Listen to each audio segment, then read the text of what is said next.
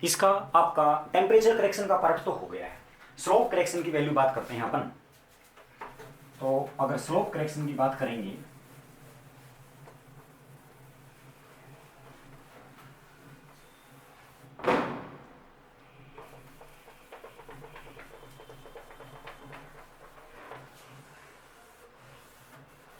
अगर मैं इसकी स्लोप करेक्शन की बात करता हूं तो सी स्लोप का मेरा फार्मूला होता है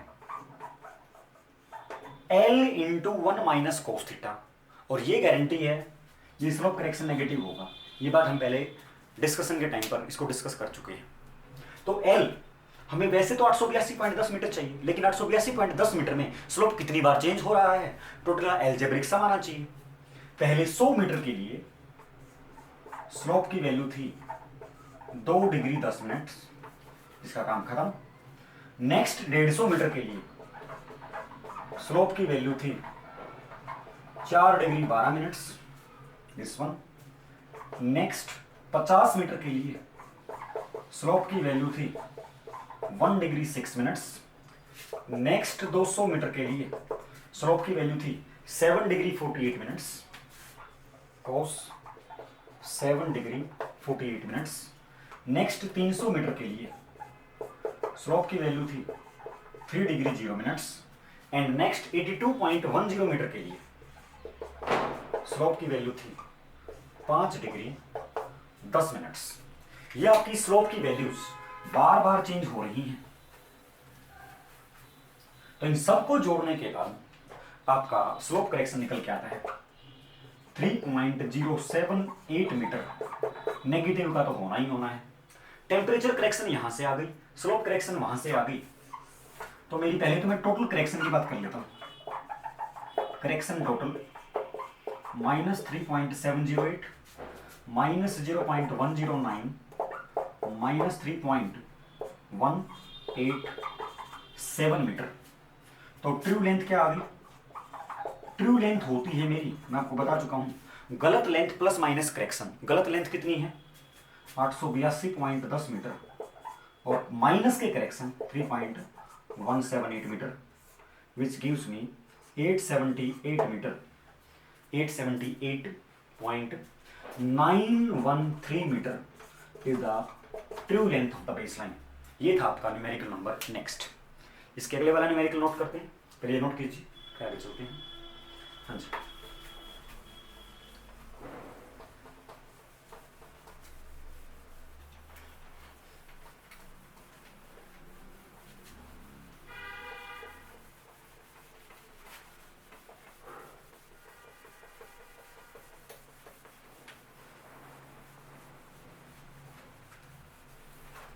देखिएगा हम लोगों का जो नेक्स्ट न्यूमेरिकल है it's very very important for GATE and IES examination.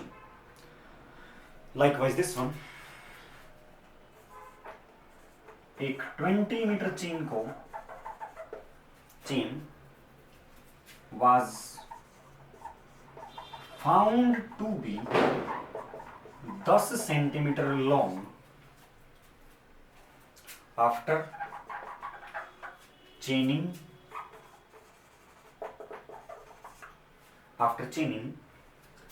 a distance of 2000 metre. It was found to be 18 centimetre long at the end of work। पूरा काम होने के बाद ये after चेनिंग a total distance of 4000 meter, calculate true length of line if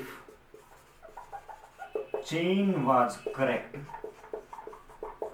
before starting of work।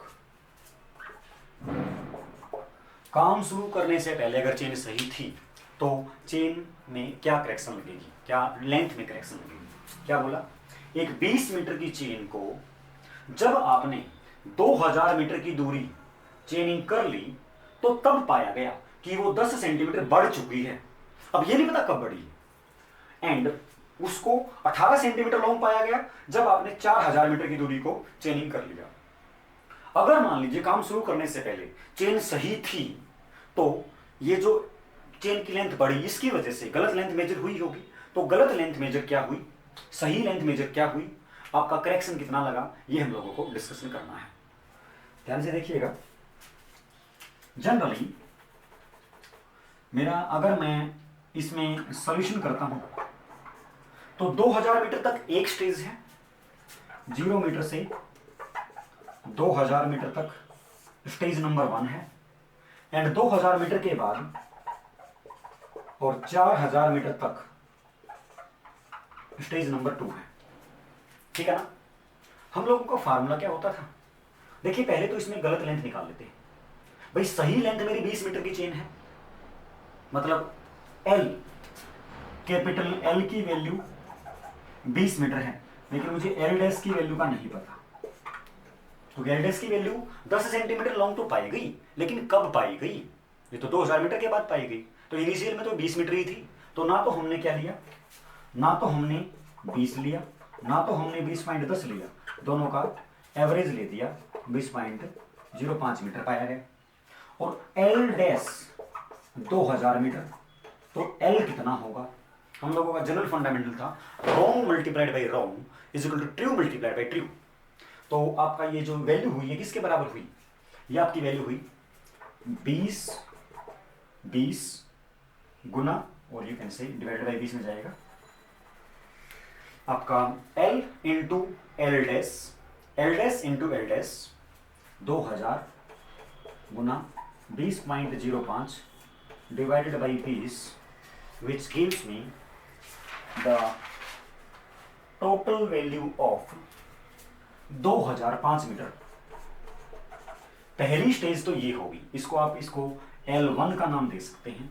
दूसरी stage में आपका L dash कितना हो गया, एल तो वही 20 मीटर रहेगा, एल डैश हो गया 20 plus 20.18 divided by 2 that is 20.09।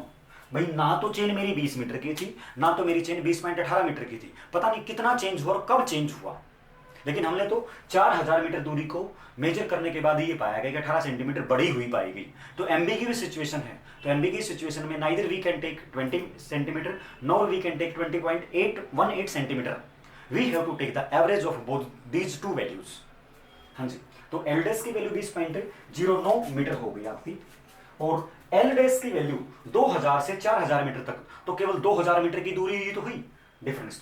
तो L2 की वैल्यू कितनी आ गई आपकी, L2 की वैल्यू आ गई आपकी 2000 मीटर के लिए आपने 20.09 सेंटीमीटर की चेन को यूज किया, 20 मीटर की करेक्ट लेंथ थी, तो वैल्यू पाई गई आपकी, this value is actually sorry my mistake, after 2000 metre it was found to be 20.14, तो 20.14 एंड 20.4810 सॉरी, तो 18 and this one is 20.14 metre.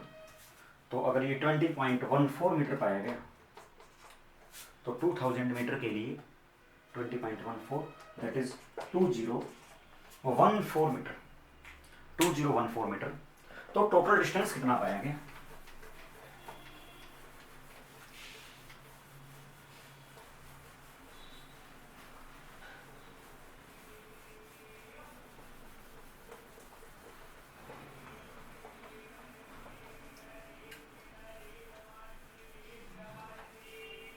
हाँ जी, तो टोटल डिस्टेंस आपका सही करेक्ट दूरी कितनी पाएगी, total distance found to be 2005 यहाँ पर, 2014 यहाँ पर, 2005 प्लस 2014 4019 मीटर आंसर पाया गया। ये बात मैं आपको पहले कंक्लूजन में निकलवा चुका था जब मैंने आपको ये बेसिक फंडामेंटल समझाया था। अगर length found to be more तो एरर जो होगा वो आपका नेगेटिव होगा, जो करेक्शन आपकी होगी वो आपकी पॉजिटिव होगी। वो बात यहां पर आपकी प्रूव भी हो रही है, नोट कीजिए, फिर आप लोग आगे चलते हैं। आपका नेक्स्ट न्यूमेरिकल है स्लोप करेक्शन के ऊपर। Calculate slope correction for a chain length of 30 metre along a gradient of 1 in 20। इस स्लोप करेक्शन में आप लोग ग्रेडियंट दे दिया। अगर ग्रेडियंट 1 in 20 का है तो स्लोप करेक्शन क्या लगेगी 30 मीटर की चेन को यूज करने के लिए। कई मेथड से सोल्व कर सकते हैं आप, लेकिन बेसिक बिल्कुल सिंपल मेथड मैं आपको यहाँ पर बताने जा रहा हूं। देखिएगा ध्यान से, अगर आपका स्लोप 1 in 20 का मीनिंग तो यही हुआ, तो ये लेंथ कितनी होगी, x कितना होगा, तो x आपका हुआ √1 square plus 20 square which gives me 20.025 metre, metre. मतलब कहने का ये अगर h ये अगर l, मतलब कहने का 20.025 मीटर के लिए h की वैल्यू अगर 1 है, h की वैल्यू 1 मीटर है, तो 30 मीटर लेंथ के लिए कितनी होगी 1 divided by 20.025 into 30 which is equivalent to h की वैल्यू आ गई 1.498 मीटर। मतलब कहने का अगर आपका ये ग्रेडियंट 1.498 मीटर है, ये लेंथ आपकी 30 मीटर है, तो आपकी करेक्शन ड्यू टू स्लोप तो नेगेटिव होता है कितनी value h square by 2l, 1.498 square by 2l, negative तो होगा ही होगा, तो वैल्यू आएगी आपकी 0.0375 metre will be your answer. एक आपका हो गया न्यूमेरिकल ये।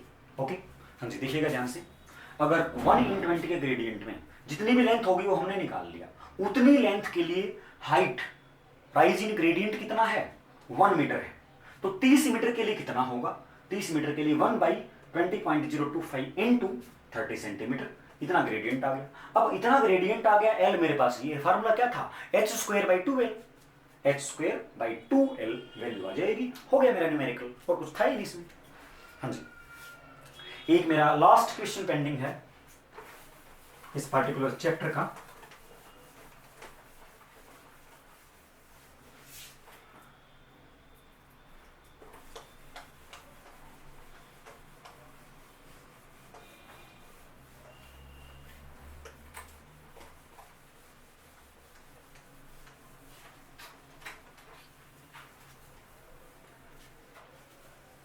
हाँ जी, लास्ट क्वेश्चन पेंडिंग है। अगर मान लीजिए ये ऑब्जेक्टिव क्वेश्चन है आपका, during चेनिंग along a straight line, during chaining along a straight line, leader of party has 4 arrows in his hand and follower has 6 arrows in his hand, distance of follower from starting point will be, देखिएगा ध्यान से, उसने बोल रखा है कि भाई leader of the party के हाथ में 4 एरो हैं, फॉलोवर के हाथ में 6 एरो हैं। तो स्टार्टिंग पॉइंट से फॉलोवर की दूरी स्टार्टिंग पॉइंट से कितनी है? ध्यान से देखिएगा चीजों को। जो लीडर होता है उसके हाथ में फिलहाल में 10 एरो हैं काम शुरू करने से पहले। ऑब्वियस बात, वो आगे काम करेगा तो उसको एरो की उसकी रिक्वायरमेंट है। अब एरो ये तो है नहीं कि हम लोग के पास 100 या 200 एरो लेके चलते हैं, हमारे पास 10 एरो ही होते हैं। मैंने आपको बताया था 10 arrows are supplied with a chain, लिखवाए थे मैंने एरोज वाले केस में।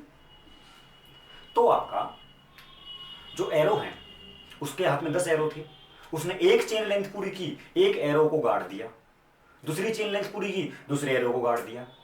फॉलोवर का क्या काम है? उन एरोज को निकाल के वहां पर थोड़ा सा व्हाइट वाश डाल के आगे आता रहना। फॉलोवर के हाथ में स्टार्टिंग में 0 एरोज थे, तो अभी फिलहाल में फॉलोवर के हाथ में 6 एरोज हैं, मतलब वो 6 एरो आगे आ चुका है, मतलब 6 चेन आगे आ चुका है, 6 एरो को निकाल के आ चुका है। और फॉलोवर के हाथ में, सॉरी लीडर के हाथ में 4 एरोज हैं। इसका मतलब लीडर ने अभी तक 7वीं चेन पूरी नहीं की है, उसने भी 6 चेन ही पूरी की है, वो 6 और 7 के जस्ट बीच में है, और फॉलोवर 6th के बिल्कुल एंड पे पहुंच चुका है। तो यू कैन से कि आपका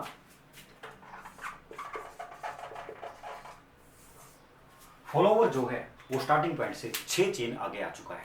now this completes your chapter number 1 part number C, and you can से chapter number 1 is completed here. Note कीजिए फ्रेंड्स।